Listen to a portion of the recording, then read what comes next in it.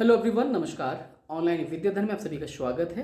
वर्तमान समय में ऑनलाइन विद्याधन यूट्यूब चैनल पर एक अलग से स्पेशल सीरीज चलाई जा रही है इम्पोर्टेंट टॉपिक्स के नाम से। अगर आपको वो वीडियोस आपने नहीं देखे हैं तो जाइए और प्ले लिस्ट में जाके उस प्ले लिस्ट को चेक करिए। बहुत सारी वीडियोज़ हैं, लगभग 20 से 22 वीडियोज़ हम कवर कर चुके हैं। ऐसे ही वीडियोज़ को देखने के लिए हमारे साथ बने रहिए। चलते हैं हम स्क्रीन पर नए टॉपिक को कवर करने।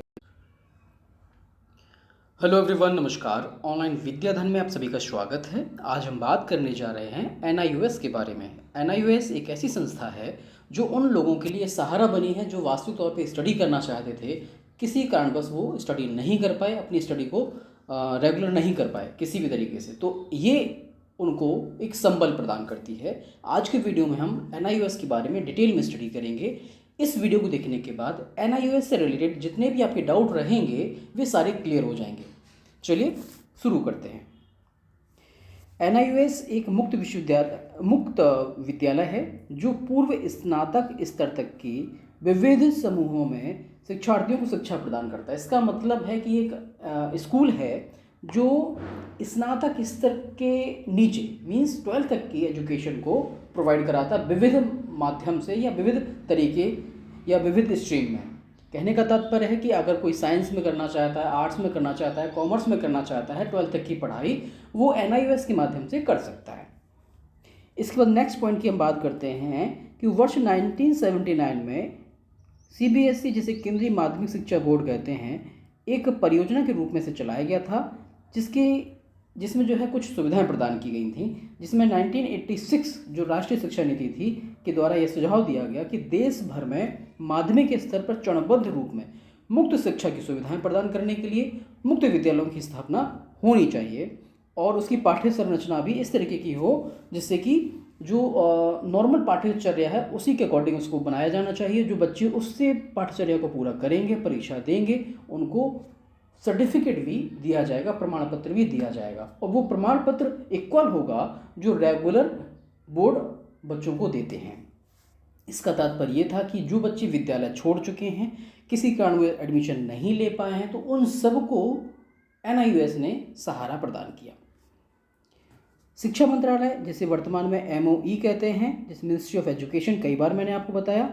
इसके पहले इसको एमएचआरडी के नाम से जाना जाता था, जिसे मानव विकास मंत्रालय कह सकते हो। MHRD, ministry of human resource and development, ने भारत सरकार ने नवंबर 1989 में राष्ट्रीय मुक्त विद्यालय की स्थापना की। सीबीएसई की अग्रगामी परियोजना नेशनल ओपन यूनिवर्सिटी में इसे मिला दिया गया।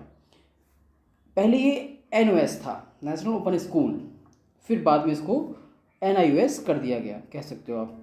जुलाई 2022 में शिक्षा मंत्रालय द्वारा संगठन का नाम राष्ट्रीय मुक्त विद्यालय से बदलकर राष्ट्रीय मुक्त विद्यालय शिक्षा संस्थान कर दिया गया, एनआईओएस, जो मैंने अभी आपको बताया।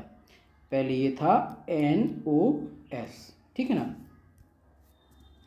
इसका तो आगे बढ़ते हैं।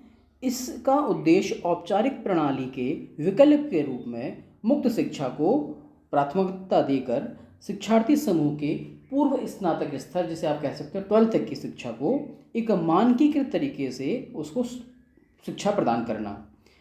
अब इसके उद्देश्य क्या क्या थे, इसने किन किन चीज़ों के उद्देश्यों को पूर्ति की? सबसे बड़ी बात, शिक्षा के सार्वभौमिकरण की इसने पूर्ति की, क्योंकि शिक्षा का सार्वभौमिकरण कहता है कि शिक्षा सब तक पहुंचनी चाहिए। जो उसका हकदार है, जो उसे प्राप्त करना चाहता है, जो उसे लेना चाहता है, वो जो है शिक्षा प्राप्त करे। एनआईओएस किसी भी तरीके की बाउंड्री नहीं बनाता। जो एडमिशन लेगा और पाठ्यक्रम को पूरा करेगा उसको वो जो है एडमिशन देगा, और जो भी एडमिशन लेना चाहता है, कहने का तात्पर्य है जो एडमिशन लेगा, पाठ्यक्रम को पूरा करेगा, एग्ज़ाम देगा, उसके सर्टिफिकेट भी एनआईओएस देता है। और ऐसा भी नहीं है कि फेल हो गया तो दोबारा वो नहीं दे सकता, देगा। किसी कोर्स की एक न्यूनतम और अधिकतम समय सीमा है कि न्यूनतम समय में कितने में वो कोर्स पूरा कर सकता है और अधिकतम कितने समय में वो पूरा कर सकता है, जो नॉर्मल रेगुलर कोर्सेज की अपेक्षा ज़्यादा रहता है। समाज में बेहतर समता और न्याय लाने के लिए ये जो है तत्पर रहा। एक शिक्षित समाज का निर्माण करने में इसने अपना योगदान प्रदान किया, क्योंकि जो बच्चे नहीं पढ़ पा रहे थे, जो युवा नहीं पढ़ पा रहे थे, NIOS ने उसकी मदद की। अब हम बात करते हैं कि NIOS के जो फंक्शंस हैं, जो कार्य हैं, वो क्या क्या हैं। राष्ट्रीय मुक्त विश्वविद्यालय संस्थान इच्छुक शिक्षार्थियों को मुक्त और दूरस्थ शिक्षा के द्वारा अपने पाठ्यक्रम उपलब्ध कराता है, जिसमें 14+ आयु वर्ग के किशोर और जो युवा लोग हैं वे जो है मुक्त बेसिक शिक्षा OBE कार्यक्रम में ABC स्तर की औपचारिक स्कूली शिक्षा प्राप्त कर सकते हैं, जो कि तीसरी, 5वीं और 8वीं कक्षा के समकक्ष मानी जाती है। इसमें कौन कौन सी शिक्षा पाठ्यक्रम चलते हैं। पहला है माध्यमिक स्तर की शिक्षा, उच्च माध्यमिक स्तर की शिक्षा, व्यावसायिक शिक्षा और जीवन समृद्धि पाठ्यक्रम, जिसे आप कह सकते हो कि कौशल विकास से रिलेटेड इसमें जो है पाठ्यक्रम सम्मिलित हैं। अभी वर्तमान समय में कुछ एक्स्ट्रा वॉइस आपको सुनने में आ रहा होगा, उसको थोड़ा सा नज़रअंदाज करके टॉपिक पे फोकस करिए, क्योंकि वर्तमान समय आप देख रहे हो कुछ एक माहौल है अलग तरीके का, तो वो सारा देखने को मिल रहा होगा, तो उस पर थोड़ा सा नज़रअंदाज करके टॉपिक पे फोकस करिए। यह बच्चों और नव साक्षरों में स्कूल छोड़ने वाले या छूट चुके जो स्कूल लोग हैं उनको स्तरीकृत पाठ्यचर्या पर आधारित शिक्षा प्रदान करता है। ये जो है वर्तमान समय में 853 एजेंसियों के साथ सहभागिता निभा रहा है। कहने का तात्पर्य पूरे देश माध्यमिक और उच्च माध्यमिक स्तर पर NIOS विषयों, पाठ्यक्रमों का चयन, पढ़ाई की गति, CBSE शिक्षा स्कूली शिक्षा के कुछ अन्य बोर्डों, जिसमें राज्य मुक्त विद्यालयों में क्रेडिटों का स्थानांतरण की सुविधा ये जो है प्रदान करता है। वर्तमान समय में जो क्रेडिट सिस्टम है वो यही कहता है कि जो बच्चा जहाँ से अध्ययन करना चाहता है, इन केस उसे उस संस्थान को छोड़ना पड़ रहा है, किसी और संस्थान में प्रवेश लेगा, तो उन्हीं क्रेडिट के साथ किसी दूसरे संस्थान में प्रवेश कर सकता है। ये क्रेडिट सुविधा भी यहाँ पर की व्यवस्था यहाँ पर की गई है। इसके बाद हम बात करते हैं कि शिक्षार्थियों को 5 वर्ष की अवधि में अधिकतम 9 बार परीक्षा देने की सुविधा दी गई है। जब तक परीक्षार्थी प्रमाण पत्र के लिए आवश्यक विषयों में उत्तीर्ण नहीं होता, तब तक वह एक जो क्रेडिट हैं उनको एकत्र करता रहता है। जब भी बच्चा कोर्स में एडमिशन लेता है तो अधिकतम उसके पास 5 वर्ष होते हैं और वो अपनी उन विषयों से संबंधित जो विषय उसके हैं वो 9 बार परीक्षा दे सकता है 5 वर्षों के अंदर। और जब तक कि वो सभी विषयों में पास नहीं हो जाता, तब तक वो जो क्रेडिट है, जो पॉइंट्स हैं, वो इकट्ठे करता रहता है और अंततः जब वो पास हो जाता है तो उसको सर्टिफिकेट दे दिया जाता है, उत्तीर्ण हो जाता है।